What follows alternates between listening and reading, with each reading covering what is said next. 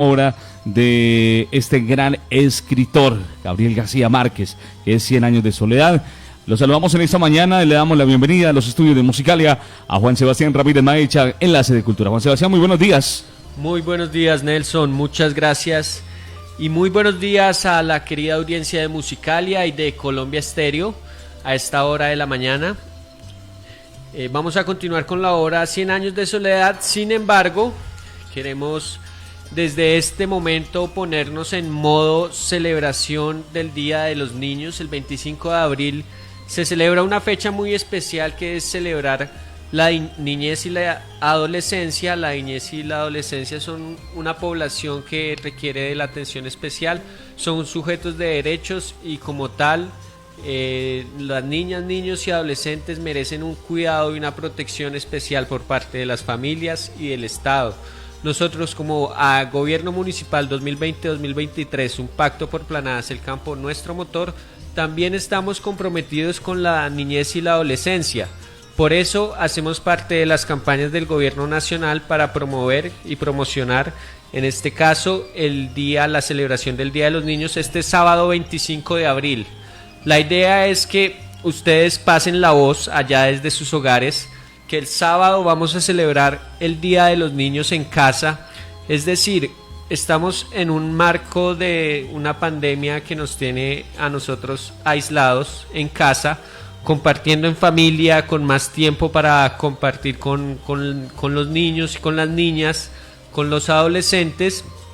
Entonces vamos a aprovechar esta circunstancia y no vamos a dejar pasar el Día de la Niñez y la Adolescencia para celebrarlo en casa, para homenajear a nuestros niños a través de un juego. Todos sabemos que los juegos tienen unas utilidades muy importantes para la niñez, porque a través del juego, como padres, como madre de familia y como padre de familia, podemos enseñarle a nuestros niños valores, el respeto, podemos criarlos con amor. A través del juego podemos enseñar muchas cosas. Entonces vamos a ser parte nosotros en las casas de la celebración del Día de los Niños, pero en casa. Es una celebración que va a ser en casa, no podemos hacer ningún tipo de evento, pero nosotros, las familias planadunas, nos vamos a encargar en casa de celebrarle el día a nuestros niñas, niños y adolescentes a través de juegos, compartir con los juegos.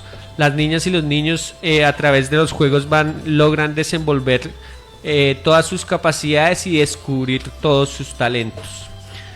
Cosas tan importantes como la disciplina. Debemos dejar de usar los gritos y la violencia para disciplinar y criar a nuestros niños con amor. Dejar de aceptar que la violencia es una forma de castigo válido para nuestros niños. Son cosas muy importantes de la crianza con amor que debemos cambiar como sociedad planaduna para ir hacia una mejor sociedad a través de niñas, niños y adolescentes que son criados con amor. Entonces, en el marco de esta campaña que celebraremos el 25 de abril, el Día de la Niñez y la Adolescencia, en casa, a través de un juego en simultánea que estaremos dinamizando por Musicalia Estéreo, vamos a celebrar el Día de la Niñez. Y a partir de mañana vamos a traer en este espacio Tiempo para la Literatura, cuentos infantiles para que pasen la voz, y mañana en Tiempo para la Literatura estaremos leyendo algunos cuentos infantiles de autores colombianos para que nuestras niñas, niños y adolescentes estén ahí con ustedes conectados con Musicalia Estéreo. Bueno, vamos a seguir entonces con nuestra lectura de la novela 100 años de soledad. En el pedazo que quedamos en el último día, el día de ayer, quedamos en el encuentro entre José Arcadio. Regresa José Arcadio, el hijo mayor, a la casa de los Buendía, regresa muy cambiado, ya todo un hombre, y se encuentra con Remedios, con la hermana, que en realidad no es la hermana, pero es es como si lo fuera para el matrimonio de José Arcadio Buendía y Úrsula Iguarán. Sin embargo, sabemos que él y ella no son hermanos. 3 días después se casaron en la misa de 5. José Arcadio había ido el día anterior a la tienda de Pietro Crespi. Lo había encontrado dictando una lección de cítara y no lo llevó aparte para hablarle. Me caso con Rebeca, le dijo. Pietro Crespi se puso pálido. Le entregó la cítara a uno de los discípulos y dio la clase por terminada. Cuando quedaron solos en el salón atiborrado de instrumentos musicales y juguetes de cuerda, Pietro Crespi dijo: «Es su hermana». «No me importa», replicó José Arcadio. Pietro Crespi se enjugó la frente con el pañuelo impregnado de espliego. «Es contra natura», explicó, «y además la ley lo prohíbe». José Arcadio se impacientó no tanto con la argumentación como con la palidez de Pietro Crespi. «Me cago 2 veces en natura», dijo, «y se lo vengo a decir para que no se tome la molestia de ir a preguntarle nada a Rebeca». Pero su comportamiento brutal se quebrantó al ver que Pietro Crespi se le humedecían los ojos. «Ahora», le dijo en otro tono, que si lo que hago le gusta, que si lo que le gusta es la familia, ahí le queda Amaranta». El padre Nicanor reveló en el sermón del domingo que José Arcadio y Rebeca no eran hermanos. Úrsula no perdonó nunca lo que consideró como una inconcebible falta de respeto, y cuando regresaron de la iglesia prohibió a los recién casados que volvieran a pisar la casa. Para ella era como si hubieran muerto, así que alquilaron una casita frente al cementerio y se instalaron en ella sin más muebles que la hamaca de José Arcadio. La noche de bodas, a Rebeca le mordió el pie un alacrán que se había metido en su pantufla. Se le adormeció la lengua, pero eso no impidió que pasaran una luna de miel escandalosa. Los vecinos se asustaban con los gritos que despertaban a todo el barrio hasta 8 veces en una noche, y hasta 3 veces en la siesta, y rogaban que una pasión tan desaforada no fuera a perturbar la paz de los muertos. Aureliano fue el único que se preocupó por ellos. Les compró algunos muebles y les proporcionó dinero hasta que José Arcadio recuperó el sentido de la realidad y empezó a trabajar las tierras de nadie que colindaban con el patio de la casa. Amaranta, en cambio, no logró superar jamás su rencor contra Rebeca, aunque la vida le ofreció una satisfacción que no había soñado. Por iniciativa de Úrsula, que no sabía cómo reparar la vergüenza, Pietro Crespi siguió almorzando los martes en la casa, sobrepuesto al fracaso con una serena dignidad. Conservó la cinta negra en el sombrero como una muestra de aprecio por la familia y se complacía en demostrar su afecto a Úrsula llevándole regalos exóticos: sardinas portuguesas, mermeladas de rosas turcas y en cierta ocasión un primoroso mantón de Manila. Amaranta lo atendía con una cariñosa diligencia. Adivinaba sus gustos, le arrancaba los hilos descosidos en los puños de la camisa y bordó una docena de pañuelos con sus iniciales para el día de sus cumpleaños. Los martes, después del almuerzo, mientras ella bordaba en el corredor, él le hacía una alegre compañía. Para Pietro Crespi, aquella mujer que siempre consideró y trató como una niña, fue una revelación. Aunque su tipo carecía de gracia, tenía una rara sensibilidad para apreciar las cosas del mundo y una ternura secreta. Un martes, cuando nadie dudaba de que tarde o temprano tenía que ocurrir, Pietro Crespi le pidió que se casara con él. Ella no interrumpió su labor, esperó a que pasara el caliente rubor de sus orejas e imprimió a su voz sereno énfasis de madurez. «Por supuesto, Crespi», dijo, «pero cuando uno se conozca mejor, nunca es bueno precipitar las cosas». Úrsula se ofuscó. A pesar del aprecio que le tenía a Pietro Crespi, no lograba establecer si su decisión era buena o mala desde el punto de vista moral, después del prolongado y ruidoso noviazgo con Rebeca, pero terminó por aceptarlo como un hecho sin calificación porque nadie compartió sus dudas. Aureliano, que era el hombre de la casa, la confundió más con su enigmática y terminante opinión. Estas no son horas de andar pensando en matrimonios. Aquella opinión que Úrsula solo comprendió algunos meses después era la única sincera que podía expresar Aureliano en ese momento, no solo con respecto al matrimonio, sino a cualquier asunto que no fuera la guerra. Él mismo, frente al pelotón de fusilamiento, no había de entender muy bien cómo se fue encadenando la serie de sutiles pero irrevocables casualidades que lo llevaron hasta ese punto. La muerte de Remedios no le produjo la conmoción que temía. fue más bien un sordo sentimiento de rabia que paulatinamente se disolvió en una frustración solitaria y pasiva, semejante a la que experimentó en los tiempos en que estaba resignado a vivir sin mujer. Volvió a hundirse en el trabajo, pero conservó la costumbre de jugar dominó con su suegro. En una casa amordazada por el luto, las conversaciones nocturnas consolidaron la amistad de los dos hombres. «Vuelve a casarte, Aurelito», le decía al suegro. «Tengo 6 hijas para escoger». En cierta ocasión, en vísperas de las elecciones, don Apolinar Moscote regresó de uno de sus frecuentes viajes, preocupado por la situación política del país. Los liberales estaban decididos a lanzarse a la guerra. Como Aureliano tenía en esa época nociones muy confusas sobre las diferencias entre conservadores y liberales, su suegro le daba lecciones esquemáticas. Los liberales, le decía, eran masones, gente de mala índole, partidaria de ahorcar a los curas, de implantar el matrimonio civil y el divorcio, de reconocer iguales derechos a los hijos naturales que a los legítimos, y de despedazar el país en un sistema federal que despojará de poderes a la autoridad suprema. Los conservadores, en cambio, que habían recibido el poder directamente de Dios, propugnaban por la estabilidad del orden público y la moral familiar. Eran los defensores de la fe de Cristo, del principio de autoridad, y no estaban dispuestos a permitir que el país fuera descuartizado en entidades autónomas. Por sentimientos humanitarios, Aureliano simpatizaba con la actitud liberal respecto de los derechos de los hijos naturales, pero de todos modos no entendía cómo se llegaba al extremo de hacer una guerra por cosas que no podían tocarse con las manos. Le pareció una exageración que su suegro se hiciera enviar para las elecciones 6 soldados armados con fusiles al mando de un sargento en un pueblo sin pasiones políticas. No solo llegaron, sino que fueron de casa en casa decomisando armas de cacería, machetes y hasta cuchillos de cocina, antes de repartir entre los hombres mayores de 21 años las papeletas azules con los nombres de los candidatos conservadores y las papeletas rojas con los nombres de los candidatos liberales.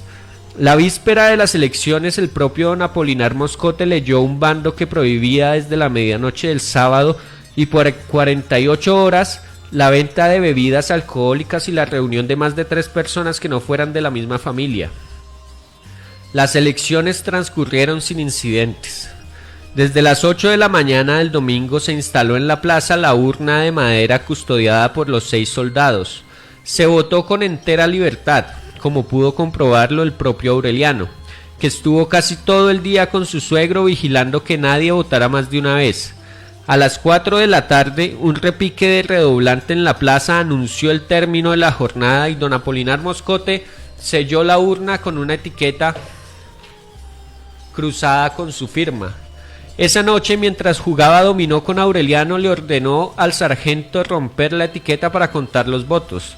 Había casi tantas papeletas rojas como azules, pero el sargento solo dejó 10 rojas y completó la diferencia con azules.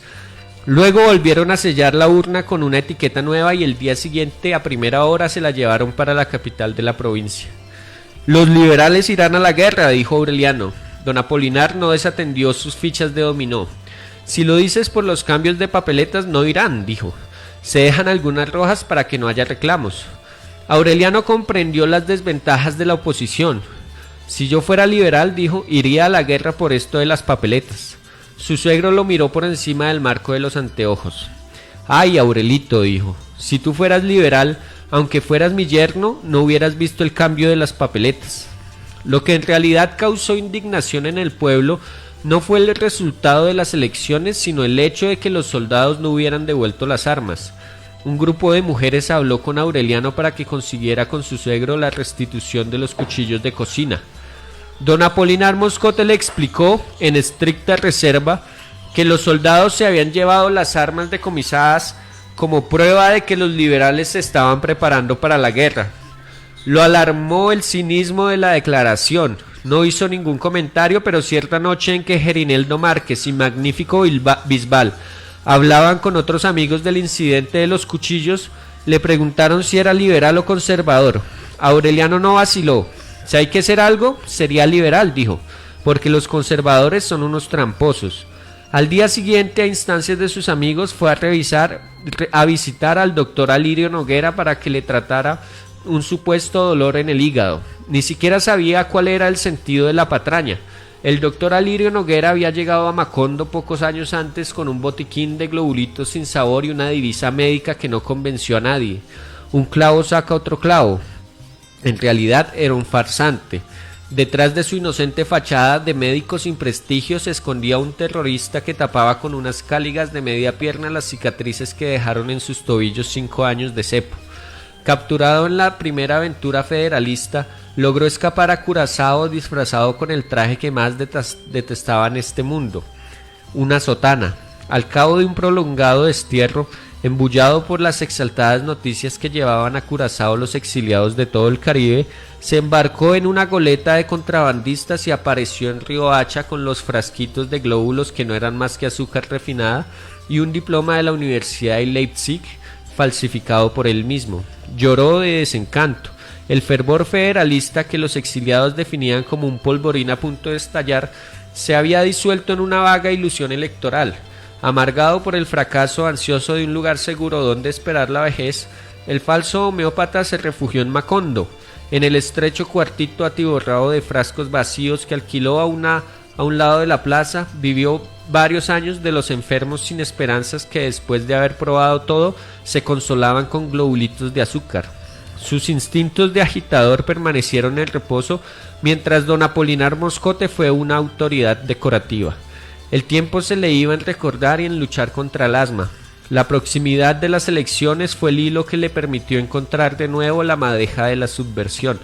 Estableció contacto con la gente joven del pueblo, que carecía de formación política y se empeñó en una sigilosa campaña de instigación. Las numerosas papeletas rojas que aparecieron en la urna y que fueron atribuidas por don Apolinar Moscote a la novelería propia de la juventud eran parte de su plan. Obligó a sus discípulos a votar para convencernos de que las elecciones eran una farsa. Lo único eficaz, decía, es la violencia. La mayoría de los amigos de Aureliano andaban entusiasmados con la idea de liquidar el orden conservador, pero nadie se había atrevido a incluirlo en los planes, no solo por sus vínculos con el corregidor, sino por su carácter solitario y evasivo. Se sabía además que había votado azul por indicación del suegro. Así que fue una simple casualidad que revelara sus sentimientos políticos y fue un puro golpe de curiosidad el que lo metió en la ventolera de visitar al médico para tratarse un dolor que no tenía. En el cuchitril oloroso a telaraña alcanforada se encontró con una especie de iguana polvorienta cuyos pulmones silbaban al respirar. Antes de hacerle ninguna pregunta, el doctor lo llevó a la ventana y le examinó por dentro del párpado inferior. «No es ahí», dijo Aureliano, según le habían indicado. Se hundió el hígado con la punta de los dedos y agregó: «Es aquí donde tengo el dolor que no me deja dormir». Entonces el doctor Noguera cerró la ventana con el pretexto de que había mucho sol y le explicó en términos simples que por qué era un deber patriótico asesinar a los conservadores. Durante varios días llevó a Aureliano un frasquito en el bolsillo de la camisa, lo sacaba cada 2 horas, ponía 3 globulitos en la palma de la mano y se los echaba de golpe en la boca para disolverlos lentamente en la lengua. Don Apolinar Moscote se burló de su fe en la homeopatía, pero quienes estaban en el complot reconocieron en él a uno más de los suyos. Casi todos los hijos de los fundadores estaban implicados, aunque ninguno sabía concretamente en qué consistía la acción que ellos mismos tramaban. Sin embargo, el día en que el médico le reveló el secreto a Aureliano, este le sacó el cuerpo a la conspiración. Aunque entonces estaba convencido de la urgencia de liquidar el régimen conservador, el plan lo horrorizó. El doctor Noguera era un místico del atentado personal. Su sistema se reducía a coordinar una serie de acciones individuales que en un golpe maestro de alcance nacional liquidara a los funcionarios del régimen con sus respectivas familias, sobre todo a los niños, para exterminar el conservatismo en la semilla. Don Apolinar Moscote, su esposa y sus 6 hijas, por supuesto, estaban en la lista. «Usted no es liberal ni es nada», le dijo Aureliano sin alterarse. «Usted no es más que un matarife».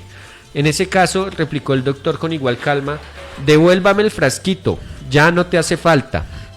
Solo 6 meses después supo Aureliano que el doctor lo había desahuciado como hombre de acción por ser un sentimental sin porvenir con un carácter pasivo y una definida vocación solitaria. Trataron de cercarlo temiendo que denunciara la conspiración. Aureliano los tranquilizó.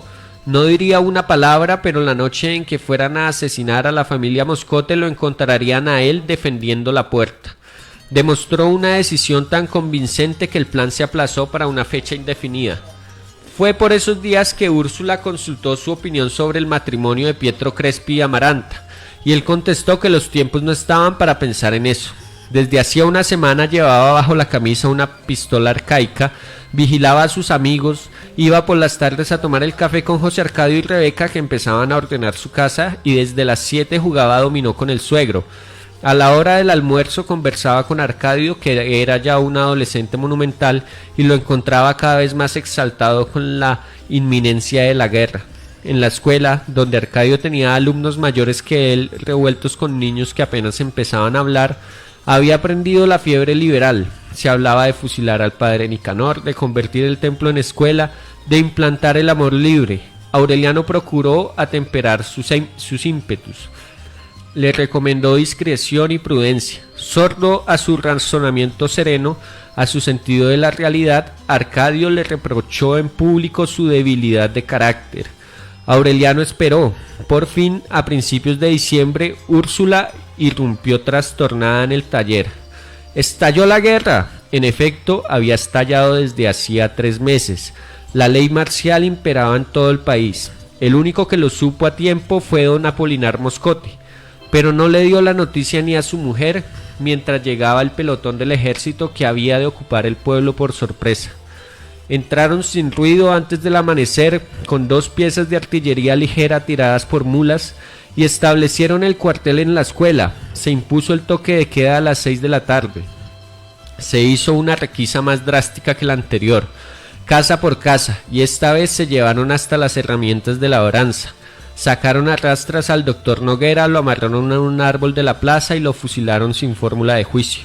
El padre Nicanor trató de impresionar a las autoridades militares con el milagro de la levitación y un soldado lo descalabró de un culatazo.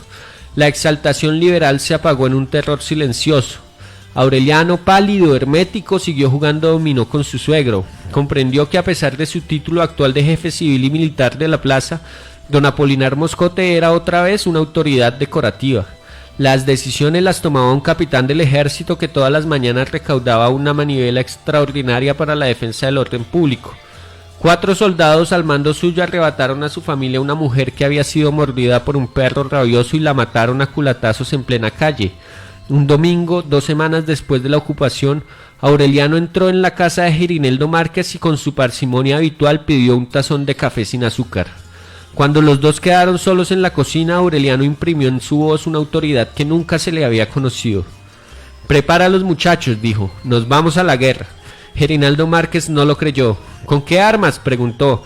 «Con las de ellos», contestó Aureliano. El martes a medianoche, en una operación descabellada, 21 hombres menores de 30 años al mando de Aureliano Buendía, armados con cuchillos de mesa y hierros afilados, tomaron por sorpresa la guarnición, se apoderaron de las armas y fusilaron en el patio al capitán y los 4 soldados que habían asesinado a la mujer.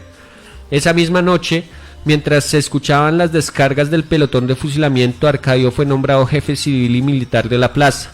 Los rebeldes casados apenas tuvieron tiempo de despedirse de sus esposas, a quienes abandonaron a sus propios recursos.